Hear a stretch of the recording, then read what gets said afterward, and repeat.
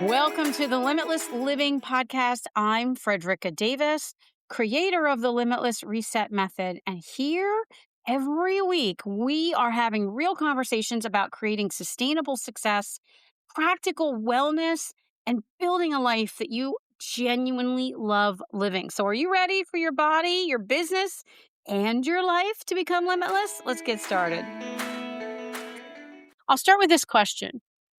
Are you or have you ever looked at your business or your career and thought to yourself, okay, I'm doing all the right things. I know I'm doing what I'm supposed to do. I'm showing up, getting it done, handling everything, the clients' meetings, emails, whatever. And it all looks good, but I don't know. It just doesn't feel quite right. I'm a little bored or I just feel restless. Or maybe you thought to yourself, gosh, I'm just tired of doing the same things the same way over and over. And somewhere underneath all of that, there's this little voice saying, is this really all there is? Do I want to keep doing this over and over the way I've been doing this? Is this really what I want? Well, welcome back to Sustainable Success Tuesday. I'm Fredricka Davis, creator of the Limitless Reset Method. And every Tuesday, we talk about how to build success in a way that actually works with the life that you're trying to create, instead of constantly costing you the life that you are trying to create. And all doing this without becoming overwhelmed. Now, we're talking today about something I think a lot of women experience, especially as we move through our 40s, 50s, and beyond. And that's the feeling of being stuck. You know, maybe you feel stuck in your career or in your business or simply in the way that you've been doing your work. Or maybe you're not really feeling too unhappy or miserable and nothing is dramatically wrong. And that's actually what's making this a bit confusing for you and hard to figure out why you have this nagging feeling. Because sometimes you're looking at a perfectly good life, perfectly good career, or a perfectly good business and thinking to yourself, why doesn't this feel good anymore? And before you decide that you need to quit your job or close your business or go out there and just completely reinvent yourself and move across the country and burn everything else down, what I want you to consider is that maybe you don't need a completely different life or business. Maybe what you really need is to interrupt a pattern that you might have, because there's a difference between a routine and a rut. So we do need routines. Routines make our lives easier. They minimize the number of decisions we have to make every day, which conserves our mental energy for the things that actually need our attention. And seriously, think about how much easier your morning is when you don't have too many decisions to make getting dressed, or you don't have to reinvent breakfast every day, right? So routines are actually good. And think about how much easier your business becomes when you have systems in place, systems for scheduling or bookkeeping or marketing, client follow-up, whatever it is that you're responsible for. When you have systems in place that become routines, that's a good thing. But sometimes something that starts out as a useful routine quietly behind the scenes can start to become a rut or feel like that. One of the biggest clues is this: it starts costing you more energy than it's actually giving you back. You start resenting the routine, maybe even dread it, or you just feel bored with it. And you stop feeling challenged or excited or curious. You keep doing it primarily because, well, it's what you've done. It's just what you do, right? Maybe you've been offering the same service in your business for 10 years without any change. Maybe you've been working with the same type of client without any real variation. Or you've been sitting in the same meetings, having the same conversations repeatedly over and over. Or maybe you have been following the same kind of a marketing plan because it worked 5 years ago, 10 years ago, 20 years ago. Or maybe you just stayed in a position that you have outgrown because you're really good at it. Being good at something can actually make it harder for you to recognize when you've outgrown it because there's nothing necessarily wrong with what you're doing. You're just no longer growing within it. You're no longer feeling excited and challenged by it. And that can feel an awful lot like being stuck. So, I don't want you to automatically call this burnout. I want to make an important distinction here. Sometimes we use the word burnout when what we're actually experiencing is boredom or stagnation or maybe just a lack of challenge. And sometimes we call ourselves lazy or unmotivated or whatever you might be having in that self talk in your brain, when actually what's really going on is you're depleted or you're potentially overwhelmed or understimulated. Okay, we talk about being overstimulated today in all these different directions, which most of us are. However, we can be understimulated in other areas. And that'll give you this feeling of being stuck or in a rut. Sometimes it's that we're just afraid of the change. And sometimes you've simply outgrown the version of success you created 10 or 15 years ago. And those aren't all the same problem. They're not going to have the same solution as, say, burnout will. If you're truly exhausted and depleted, adding another goal probably isn't going to help you. But if you're bored, if you feel like you're more bored, uninspired, under-challenged, lacking excitement, curiosity, all of those things, then taking more things away might not actually help either. You may need something new to shake it up, something to wake you up again. So before you try to fix the rut, I want you to identify what kind of stuck you're experiencing. Ask yourself, am I depleted? Am I bored? Am I afraid? Or have I outgrown something? Don't push past those questions. Sit down, write them out, put them in the journal we talk about often, and just really think about them because your answers will tell you where to look next. And then that leads to what to do next. I want to give you some suggestions here. So, number one, interrupt the pattern before you reinvent your life. One of the easiest ways to begin getting unstuck is to introduce something new, not something enormous or stressful, but something different. Our brains love patterns. That's helpful because we don't want to have to relearn everything that we do every day. It also means we can get incredibly comfortable repeating the familiar, even when the familiar isn't serving us anymore. Think about the patterns that you may have in your life or habits that become patterns or you wish you could undo. So not all of your patterns, not all of your habits and consistencies are serving you. So what's not serving you now? That's helpful because we don't want to have to relearn everything we do every day. What's familiar, even when the familiar that we're repeating isn't serving us anymore. So when we deliberately choose to interrupt something, such as if you always work in your office, take your laptop to a coffee shop for 2 hours.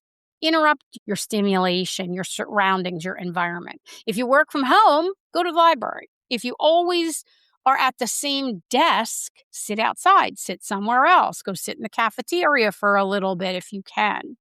If you always take a walk on the same exact route, turn left instead of right. If you always attend the same networking events, go somewhere new, try a new one you've never been to. If you own a business, spend an afternoon somewhere other than your business and think about your business. The change of scenery may sound almost ridiculously too simple, but new environments give us new input and new stimulation in creativity. not bad stimulation, stimulating our thinking process, our senses, our thoughts. And sometimes new input is exactly what we need to start having the new thoughts. Now, number two, make the change small enough that you actually are going to do it. This is where I see people get themselves into trouble. They recognize that they're stuck and immediately they create a giant reinvention plan, complete overhaul. I'm going to do this, I'm going to do that. It's going to be sudden or it's going to be big, such as I'm going to completely change careers or I'm launching a brand new business. I'm going to rebuild my website from scratch or exercise every single day or join 3 networking groups this week and I'm going back to school and get that master's or that PhD. Thinking on this is that you should slow down. I suggest you take a breath and slow down a bit. You don't need to prove that you're serious by making the change enormous. Sometimes there's a moment for that, but a lot of times it won't stick when we go that big, at least not at first. You need movement. There's a big difference here. I teach this constantly in wellness. So, for example, if you've gotten out of the habit of exercising, don't begin by promising yourself you're going to do an hour at the gym 6 days a week, especially if you haven't been exercising at all. That is more likely, number one, to cause injuries. Number two, to set you up for failure and inconsistency. But let's say you are going to do 10 squats, 10 kitchen counter push-ups while your toast is toasting in the morning or your teapot is boiling or your coffee is brewing. Might that be a little bit more doable, doing just 10 of something in the kitchen while you are doing something else that you already do? It's habit attachment, and it's simple. It's more sustainable, and that will give you a much better long-term result without all the risk of injury and failure. And stretching at the kitchen counter while the water is boiling feels amazing. Walk for 10 minutes after each meal or after one meal to start once a day. And then when that gets easy, you go to twice a day, to 3 times a day. So you get the picture. So these big overhauls, whether it's your wellness, your business, or your career, they all operate on the same principle. If you're bored with your business, don't immediately launch an entirely new company. Try a workshop, test a new offer, have coffee with someone in an industry that interests you, take a class in it, ask to participate in a different kind of a project, or spend an hour researching something you've really been curious about before you just dive in and do the big overhaul. Tiny actions create evidence that movement is actually possible. Once we start moving, we can learn from what happens next. We get data, we get momentum. Now, number 3, I want you to put something on your calendar that makes you curious. All too often, we lose our curiosity as we get older. We grow up and we get so serious and we get into these habits and these routines and these obligations and responsibilities, and we don't stay as curious as we were when we were kids. This one really matters too. When was the last time there was something on your professional calendar that you were genuinely excited about? Not obligated to attend, not going to because somebody told you that you should, but something you were really curious about. Now, there's a big difference here. Go hear somebody speak, attend a conference, take a class that has absolutely nothing to do with earning another certification. Meet another entrepreneur for lunch. Ask them about their business. Visit a business that fascinates you. Talk with the person behind the counter. Learn something completely outside your industry. Creativity needs input. If all you're consuming is the same information from the same people in the same industry while solving the same problems every day, eventually what happens is your thinking gets smaller. You want to think outside the box because you're curious about what's beyond your box. Sometimes the answer to, I don't know what I want next, is not sitting at your desk thinking harder about it.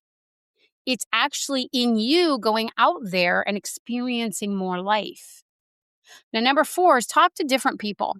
This is one of the easiest things that people underestimate. You don't have to be comfortable with public speaking. You don't have to go out there and talk to big crowds, but talk to people. We tend to talk to the same people over and over and over again. Your coworkers, employees, clients, your family members, and your usual friends. Those people all know the current version of you. Now, that's wonderful, but sometimes we need conversations that are not attached to those who have known us the way that we've always been, as the people that we are now, because they don't see the potential possibilities moving forward usually. Now, striking up a conversation with someone you see regularly but have never really talked to can be incredibly enlightening.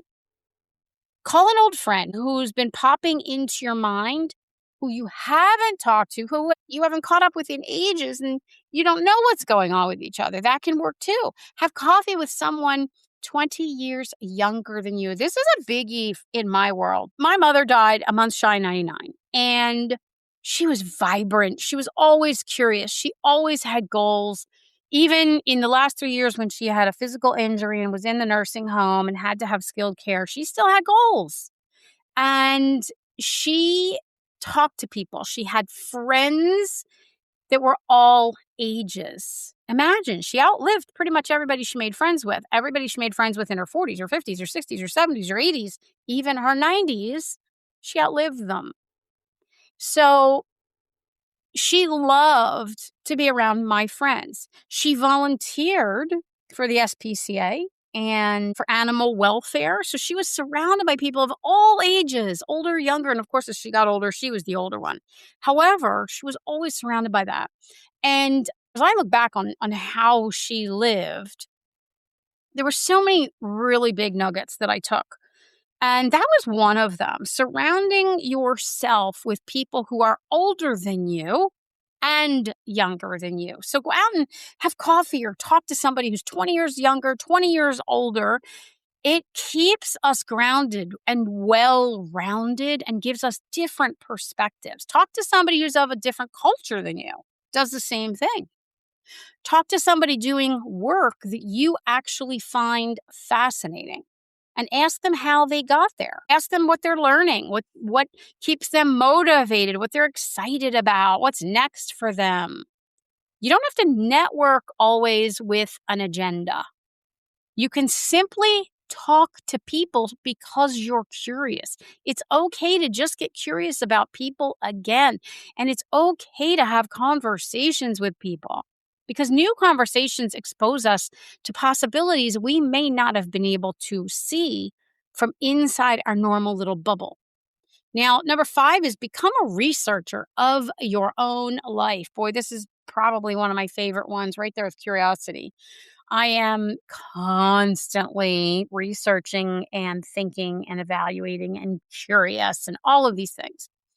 So instead of immediately judging yourself because you're stuck, start studying yourself. Pretend you're collecting a little lab of notes about you. If it was me, I'd be saying, okay, this is not the way I want this to be, or I'm just not feeling excited, or I'm feeling stuck, or whatever. And I would begin saying, okay, I'm going to start making notes about Fredricka, about Freddie. How's my day going? Might make a note. Okay, this is how I started my day. This is how my sleep was. This is what I read. Whatever it is, this is the conversation I had that dragged me down today. This is the conversation I had that lifted me up today. You get the picture, right? For 1 week, I want you to notice what gives you energy, and I want you to notice what takes your energy away. What are you doing when you suddenly become interested in something? Excited, interesting, curious. And what conversations make you light up? What task are you losing track of time doing? What are you procrastinating on over and over and over? I do have my own little list of that. What leaves you completely drained? And what is it you might keep complaining about? Keeping track of your self-talk and your verbal communication is quite enlightening sometimes. And what do you keep saying you wish you had time for? Pay attention to these things, write them down, and especially notice the moment in your day, your conversations, in your world where you feel like you are meeting resistance. Those moments where you feel like you're meeting resistance. Maybe you keep saying you want to network, but every time an event comes up, you don't register. Why don't you register? Or maybe you keep saying you want to start a business, but every time you begin researching it, you stop. Why is it that you stop? Is it fear? Start asking yourselves these things. Maybe you've been thinking about applying for another position for 2 years, but you never update your resume. How come? Don't judge the resistance. This is not about judging yourself. This is just about you getting curious, recording it, and realizing. Your resistance will contain information. And once you start seeing the pattern or patterns, you'll have a much better chance of interrupting them.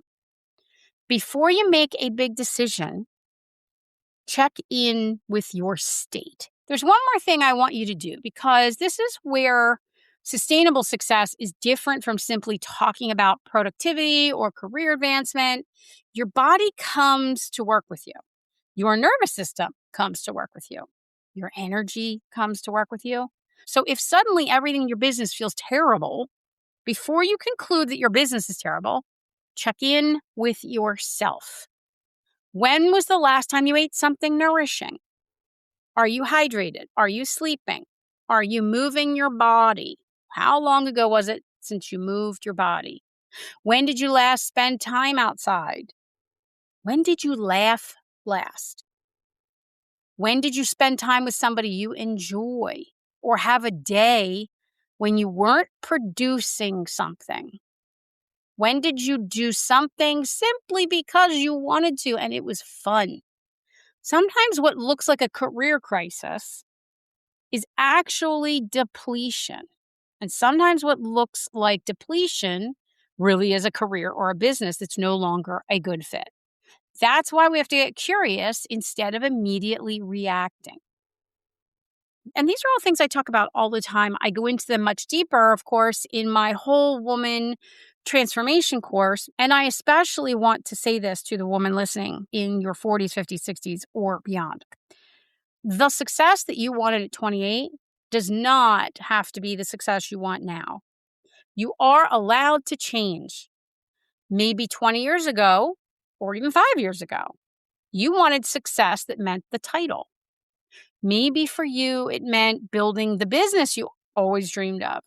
Maybe it meant earning a certain amount of money or proving that you could do it. Maybe it meant security for you, or it meant raising your family while somehow keeping everything else moving.